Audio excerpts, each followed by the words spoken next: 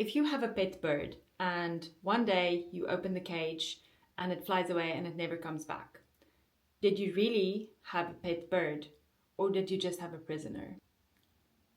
Was that too harsh? Anyway, I've had birds before, and yes, maybe if I would have opened the cage, they probably would have flown away and never come back. So the metaphor is maybe not the best metaphor in the world, but it kind of checks out. Just hear me out. I see relationships in the same way. If you feel like you're caught in a relationship, if you feel like a prisoner in a relationship, and so often that's the terminology that people use, especially if you're in a longer term relationship, and especially if people get married, it's like, oh, the old ball and chain. And I hate that saying. If a relationship is a prison, then why are you there? The beauty of a relationship lies not in the fact that you can't get away. The beauty of a relationship lies in the fact that you have the freedom to, the gate is open, but you choose to stay.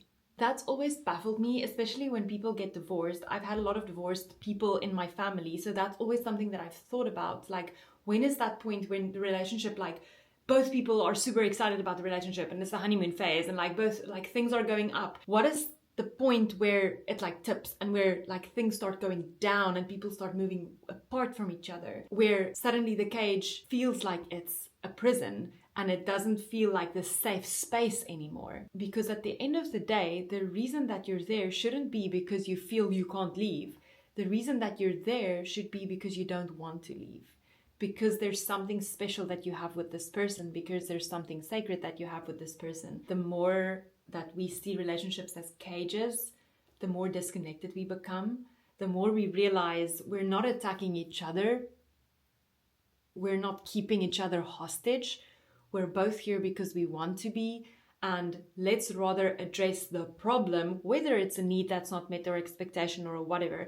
Let's address the problem together, talk about that, hear each other out, validate each other's needs, and then we can deal with the thing as we go. That to me just makes so much more sense. If that is the way that you see a relationship, that you deal with a relationship, is I want to be here. I choose to work on this. I want to improve this.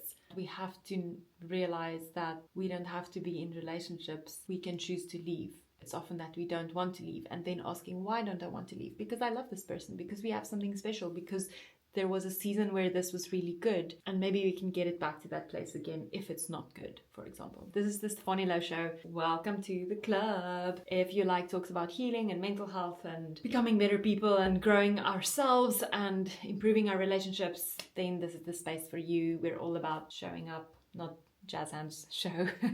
Yeah, welcome. Okay, have a good day. Bye.